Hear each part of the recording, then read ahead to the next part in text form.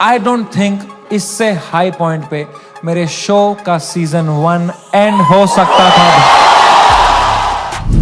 सब कुछ बढ़िया था भाई, मगर कहानी अधूरी थी। वो कहानी जो इस स्टेज के पर्दे के पीछे की कहानी है, वो कहानी जो मुझे आपको सुनानी है, क्योंकि समय ने तो सिर्फ इतना ही सुनाया, बताया, दिखाया जितने में आपको मजा आया। उसने आपको हंसाया, रुलाया, पैसा कमाया और चला गया। मगर अब चूंकि आपने इस वीडियो पर क्लिक कर लिया है तो आप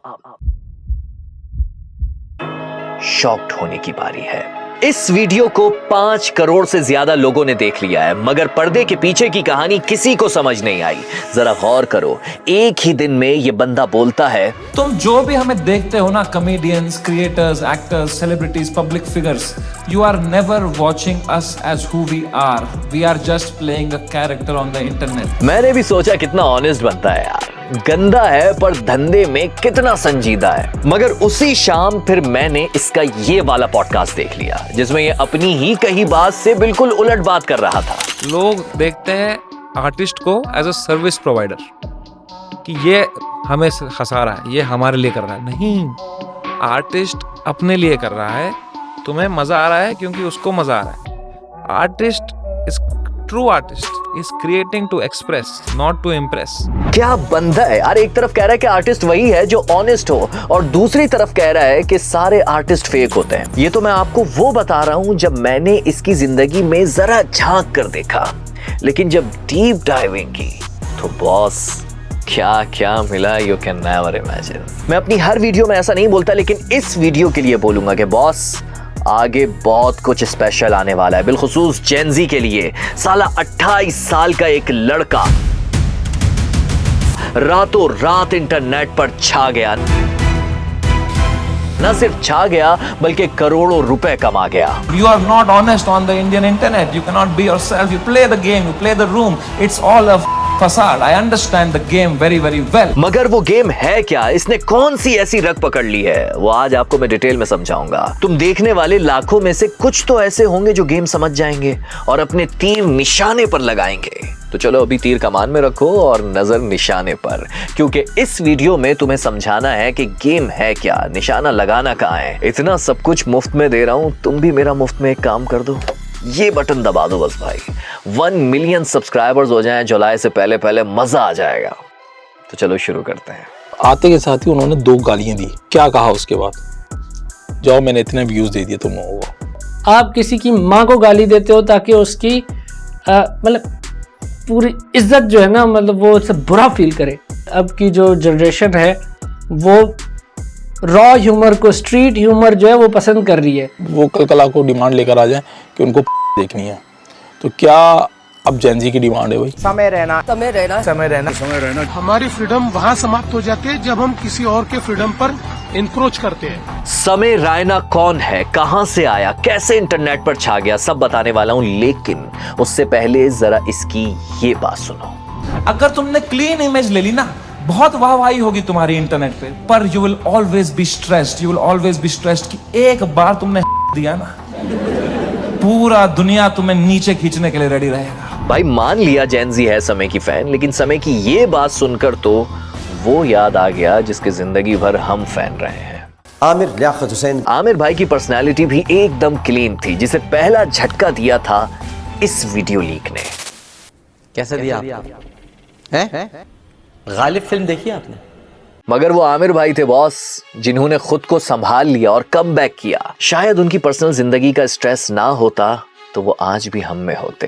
खैर, आमिर भाई की बात सिर्फ आपको समझाने के लिए की है, क्योंकि वो ऐसा बंदा था जिसको हम सब फील कर सकते थे, और जहां फीलिंग ना हो वहां जान नहीं आती। ये बात बहुत इंपॉर्टेंट है, ये पॉइंट नोट कर लो, ये आपको अभी थोड़ी देर में मैं समझाने वाला हूं। लेकिन पहले जरा समय के इस स्टिल अलाइव का पोस्टमार्टम करते हैं। देखो यार, कोई भी स्टोरी टेलिंग ना इमोशंस के बगैर अधूरी होती है। तुम्हारी कहानी में इमोशंस नहीं है तो समझो ऑडियंस नहीं है, व्यूज नहीं है। और समय भाई को यहाँ सिर्फ कॉमेडी नहीं करनी थी, सिंपैथी चाहिए थी, सिंपैथी, और उसके लिए इमोशन से छेड़छाड़ जरूरी थी।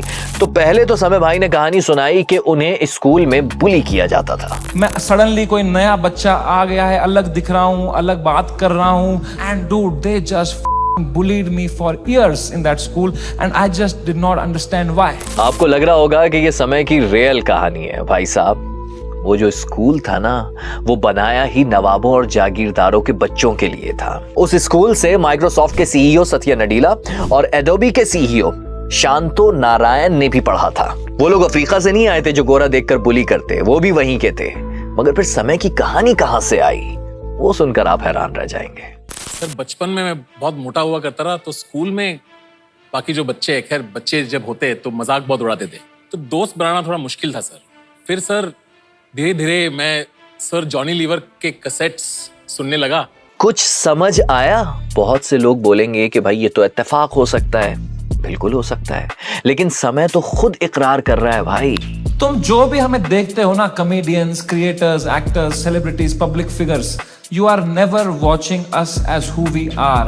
We are just playing a character on the internet. अब का जो है ना, अब का ये है कि अब एनेक्डोटल ज़्यादा हो गया, यानी लोग उसमें अपनी स्टोरी ज़रूर डालते हैं, बेशक वो फेक हो, कहानी वो मैटर नहीं करती कि असली है कि नकली है।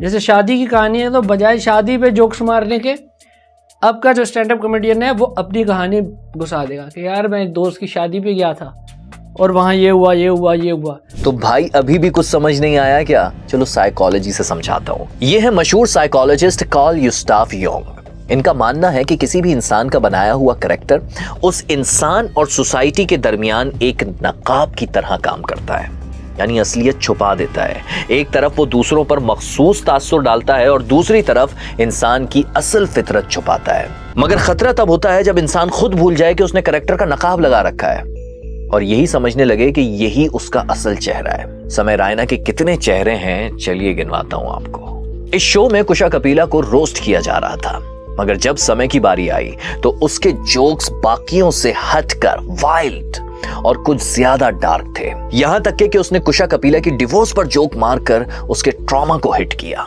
यार दे देना जोरावर को, उसकी लाइफ में कोई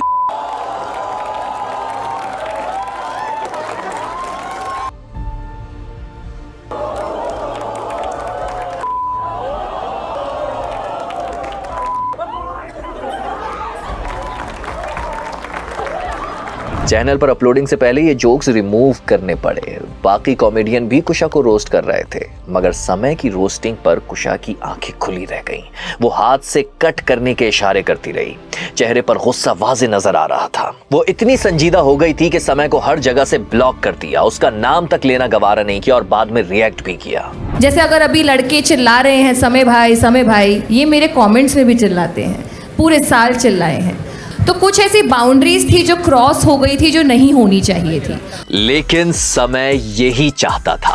वो पहले से ही इस चीज का कायल था कि नॉर्मल कॉमेडी से हटकर कुछ वाइल्ड करो ना यार। वो हो गया 4 साल पहले के जोक्स, अभी भी वही। आकाश गुप्ता, वो 5 साल पहले कॉमिक्स था। I was expecting something, new, something brutal. मैं चाहता हूं मैं एकदम वाइल्ड शो करूं। यहाँ पर वो जावेद अख्तर साहब की जो बात थी उस पर मैं एग्री करूँगा। उन्होंने कहा कि जो गालियाँ होती हैं, ये गालियाँ आप मसाले की तरह से कि बस उसमें डालो तो वो स्वाद आ जाता है, लेकिन ये रॉ वो उसका टेस्ट नहीं है, ये आपने मसाले ज़्यादा डाल दिए। क्रिएटिव तो वो है कि यार मेरी मूवी है फैमिली के लिए, बट अब एक इम्पॉर्टेंट सीन है, अब वो भी दिखाना है मुझे।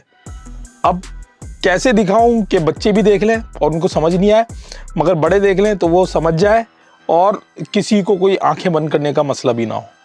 यूजुअली हमारे घरों में होता है, कोई ऐसा सीन आया तो एक भाग रहे होते हैं हम लोग रिमोट उठाने। दौर गुजरा, समय को मौका मिला, इंडियाज गॉट टैलेंट की शुरुआत हुई और फिर तो वो भी बुरा मान गई जो पत्तों की कड़वाहट भी फील नहीं करती थी। उर्फी ने बताया कि कैसे 2 कंटेस्टेंट्स ने उन्हें सबके सामने अब्यूज किया। 2024 में उर्फी जावेद समय रैना के शो में आई मेहमान जज के तौर पर। एक कंटेस्टेंट ने उसे स्टेज पर बेइज्जत किया, गंदी बातें कही, एक पॉर्न आर्टिस्ट से तशबीह दी और समय वो एंजॉय कर रहा था। समय ने किसी और को भेज दिया उर्फी की जगह बिठाने के लिए और शो चलता रहा, क्योंकि इससे पहले जो हुआ था वो और भी खतरनाक था। अंडरस्टैंड लोग बच्चा होने पे कंग्रेचुलेशंस क्यों बोलते हैं? उन्हें ऑल द बेस्ट बोलना चाहिए।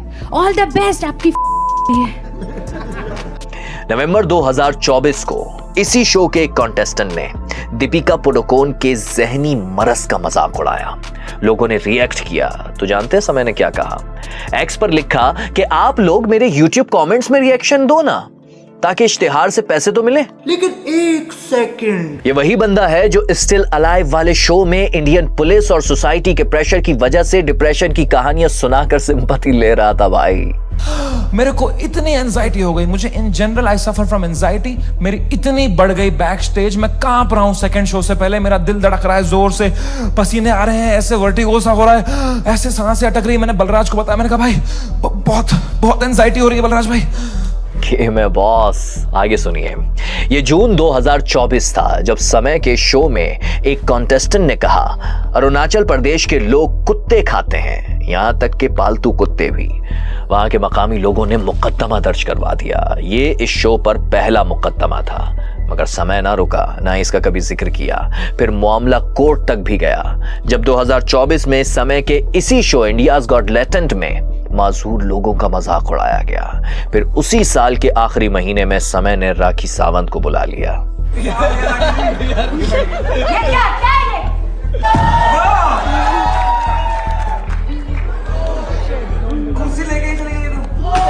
राखी सावंत एपिसोड देख लेते ना पुलिस वाले तो देश से ही निकाल देते मेरे को। जो जेनजी लोग हैं वो बहुत रिलेट कर पाती कि यार ये तो वो बात कर रहा है जो जो उस दिन हमने टेबल पे बैठ के की थी। जब यही लोग लाउंज में बैठते हैं या किसी चाय ढाबे पे जब बैठते हैं यही जेनजी लोग, तो ये आपस में इनके मतलब बात करने में गालियां भी निकलती हैं, और इसी तरह क्या ही ये ह्यूमर होता है जो आजकल के स्टैंड अप कॉमेडियन स्टेज पे करते हैं। और फिर आ गया वो लम्हा जब रणवीर अलाहाबादी यानी बियर बाइसेप्स के घटिया जोक के बाद ये सब रैप अप होने वाला था। समय रैना के पुणे वाले घर को भी नहीं छोड़ा जा रहा है। जुबान काटने वालों को 1 लाख रुपए का इनाम। माफी लायक शब्द है, एक बार माफ करना चाहिए। No never. Would you rather India's got latent professional perverts and full time idiots. How people would like to meet मेरी फैमिली और मुझे कंट्रोवर्शियल कॉमेडियन। इस जगह पर कोई भी शो होने नहीं देंगे। लेकिन इसमें भी एक कहानी है। तो अब जब मैंने एडिट देखा ना, मैंने कहा यार ये तो बहुत गंदी बातें करी है इसने, चलो एक रख देता हूं, बाकी सब हटा देता हूं। चलो इसे भी डिबंक करते हैं। ये वाला एपिसोड 14 नवंबर 2024 को रिकॉर्ड हुआ था और YouTube पर 8 फरवरी 2025 को पब्लिश हुआ, यानी 3 महीने बाद। समय के पास 3 महीने थे, मगर समय को कठिन समय की खबर नहीं थी। तो मेरा एडिटर अरेस्ट कर लिया उन्होंने। एडल्ट लोग बैठे हैं, किसी तरह की गंदी बात करने में मुझे कोई इशू नहीं होता, बट बात ये कि आप कर किस तरह रहे हो ना, तरीका क्या है। वो उसका जोक कितना घटिया था जिसकी वजह से सारा कुछ उसके साथ हुआ। स्पेशली जो तेरे साथ हुआ है last year. I am very like okay with lost too much, lost money, mental health. बस प्रखर उसके बाद जो चीजें स्पाइरल होना शुरू हुई, हर जगह से फायर आना शुरू, मेरे पुतले जलाए। अब तो आपकी समझ आ ही गया होगा कि समय रायना कंट्रोवर्सी से भागता नहीं है, कंट्रोवर्सी में रहना चाहता है, क्रिएट करना चाहता है। अब आप बोलेंगे कि भाई बॉर्डर के उस पार बैठकर मुझे क्या तकलीफ, आग लगाए इंडिया में वो, मुझे क्या। असल में देखो यार, आर्टिस्ट की ना कोई बाउंड्री नहीं होती, तो वो इंडिया में बैठकर जो गंद फैला रहा है ना, उसकी चीटें यहां तक आ रही हैं। ये क्या है? केला। ये किस तरह का केला है? दाढ़ी वाली बाजी। कभी तूने ना लिया? अब बात को समझो जरा, मुझे शायद मसला नहीं होता अगर कोई और ये काम कर रहा होता। हाँ ना, इंडिया में बेशुमार लोग ऐसे हैं जो ये काम कर रहे हैं, मगर फिर मैंने समय रायना पर ही वीडियो क्यों बनाई? क्योंकि मसला ये है कि ये वो टैलेंटेड बंदा है जिसे ऑडियंस की नब्ज पता है। ये अपना कंटेंट बॉर्डर की दोनों जानिब फैलाना जानता है। ये जानता है कि कैसे कब जेंजी को रुलाना है और कब हंसाना है। ये सिर्फ गंदे जोक नहीं मारता भाई, बल्कि स्टोरी टेलर भी है। अगर वो नब्ज नहीं पकड़ रहा तो वो नहीं कनेक्ट कर पा रहा, वो डिस्कनेक्ट हो गया, वो तार टूट गई। ये कनेक्शन बनाना बहुत ज़रूरी है और ये अच्छे जो क्रिएटर हैं उनको आता है। समय ऐसा इसलिए है, उसने ये सब ऐसा इसलिए कहा क्योंकि वो इंटरनेट का गेम समझ गया है। तो समझाता हूं आपको भी कि गेम है क्या। पहली चाल, जज्बात से खेलना। अरस्तू ने कहा था कि जो शख्स लोगों के जज्बात को समझ ले वो उन्हें कायल कर सकता है, क्योंकि इंसान दिल से फैसला करता है, अकल से नहीं। समय ने क्या किया, बचपन की तकलीफ बताई, लोग रो पड़े, माँ का जिक्र किया, लोग पिघले, जहनी तनाव बताया, लोगों को हमदर्दी हो गई, और इन सब जज्बात के दरमियान सीजन 2 का ऐलान कर दिया। रही बात इंडियाज गॉट लेटेंट की,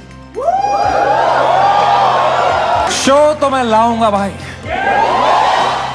वो कनेक्शन तभी बनेगा जब आप अपनी परफॉर्मेंस को एंजॉय करोगे, आप कॉन्फिडेंट होंगे, आप जब आपके दिल से जब वो निकल रही होगी तो फिर वो अगलों के दिल में भी जाएगी, तब वो कनेक्ट कर पाएंगे और फिर आप पूरी परफॉर्मेंस का मज़ा लोगे। और this applies to every field of art as well. जब तक आपके पास बैरियर नहीं आएगा, जब तक आपके पास एक इमेजिनरी लाइन या गाइडलाइन नहीं होगी, तब तक आप कैसे प्रूव करोगे कि आप क्रिएटिव हो। अब लोगों ने क्या सोचा कि यार ये वो है जो बेचारा जंग भी हारा, फिर जीता, और फिर अब कुछ नया लाने वाला है। क्यूरियोसिटी पैदा कर दी लोगों के अंदर। अब बात ये हकीकत है कि अब की जो जनरेशन है वो रॉ ह्यूमर को, स्ट्रीट ह्यूमर जो है वो पसंद कर रही है। और देखो वो टिकट लेके क्लोज उसमें जाके फिर वो सुन भी रहे हैं, उनको मज़ा भी आ रहा है। वो शायद उनकी बस हो गई है पिछले जनरेशन, क्योंकि हर चीज़ इवॉल्व करती है, म्यूज़िक इवॉल्व करता है, कॉमेडी इवॉल्व करती है, इंसान इवॉल्व करता है, तो उसमें आते रहते हैं ये। हम अगर अपने जो लोग तनकीद करते हैं उनके ज़माने की बात करें, पाकिस्तान की स्टेज ह्यूमर देखें कितना बुरा रहा है, उसमें कितनी बगैरती रही है बहुत अरसे तक। तो ये कहना कि जेनजी की डिमांड है तो आप फुलफ़िल करेंगे, आप हर डिमांड फुलफ़िल नहीं कर सकते। बहुत सारी अब वो कल को डिमांड लेकर आ जाएं कि उनको देखनी है, तो क्या अब जेनजी की डिमांड है भाई, तो क्या आप उसको भी फुलफ़िल करेंगे? नहीं करेंगे।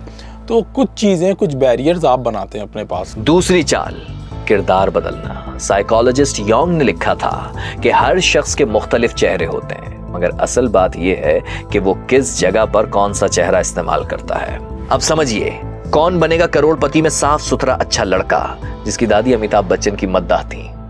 7 साल हो गए मेरी दादी को मर के।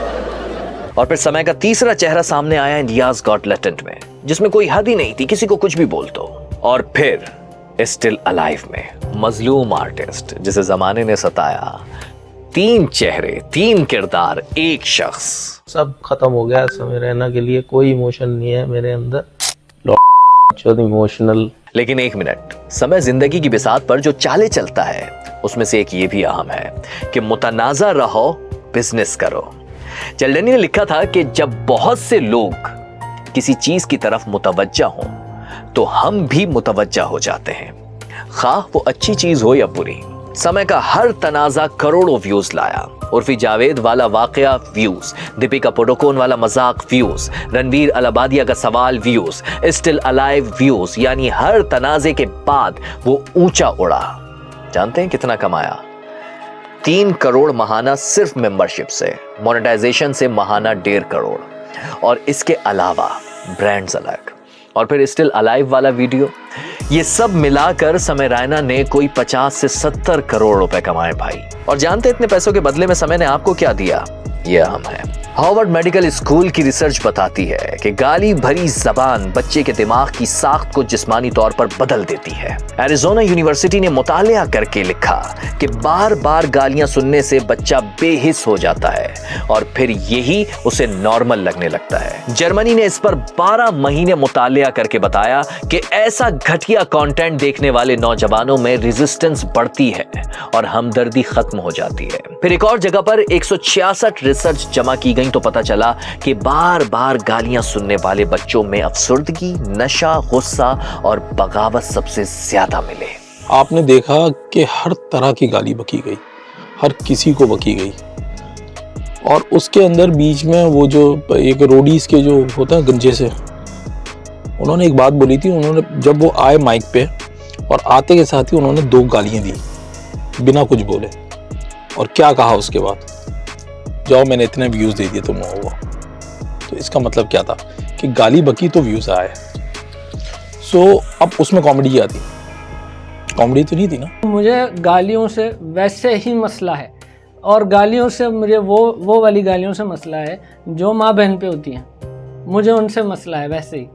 ठीक है, हाँ, मैं अपने शो में हर प्राइवेट पार्ट का नाम ले लेता हूँ, सही है, मैं गंदी बात भी कर लेता हूँ, लेकिन मैं ये MCBC वाली गाली नहीं देता, क्योंकि मुझे लगता है ये डेरोगेटरी गाली है, और ये सालों सदियों से जो चलती आ रही है, इसमें आपने औरत को ही कम करना है। और ये गाली आपकी, मतलब आप किसी की माँ को गाली देते हो ताकि उसकी मतलब पूरी इज्जत जो है ना, मतलब वो उससे बुरा फील करे। इन गालियों से मुझे जनरली मसला है, तो इनको मैं अपने परफॉर्मेंस में वैसे ही ओमिट करता हूँ। मैं कोशिश करता हूँ कहीं पे ये MCBC ना बोलूँ। और इस सब के बाद समय खुद को स्टिल अलाइव बोलकर स्टेज पर ऐसे आता है जैसे कोई बहुत बड़ा तीर मार लिया हो। भाई, जब तुम पर मुसीबत आई तो तुम्हारे तो तोते उड़ गए थे, लेकिन जो आप मजलूम बनकर बच्चों को ऐसा कंटेंट देकर वालिदैन पर जुल्म कर रहे हैं, उसका क्या? माना जेनजी रॉ मटेरियल सुनने की कायल है, डार्क ह्यूमर, एब्यूजिव लैंग्वेज कोई मसला नहीं है उनके लिए, मगर जरा सोचो, हम मिलेनियल्स और जेन एक्स के तो जेनजी कंट्रोल में नहीं, तो आगे जो जेन अल्फा तैयार खड़ी है वो जेनजी से भी 4 हाथ आगे है। इसके लिए बेहतर है कि आप अपने बच्चों को गाइड करें। खैर, मैं आपको गाइड करता हूं। जो वीडियो के शुरू में कहा था कि समय ने आपको सिखाया क्या है, वो है उसका बला का कॉन्फिडेंस, कंसिस्टेंसी और लोगों को फौरी समझकर हाजिर दिमागी से काम लेना। समय में वो सब है जो एक कंटेंट क्रिएटर या क्रिएटिव बंदे में होना चाहिए। अगर नहीं तो जिंदगी गुजारने का वो मकसद, वो दुरुस्त वाय नहीं जिसके जरिए वो अपनी सलाहियतों को सही जगह यूज कर सकता है। और वो वाय क्या होता है वो आप हमारी इस डॉक्यूमेंट्री में देख सकते हैं।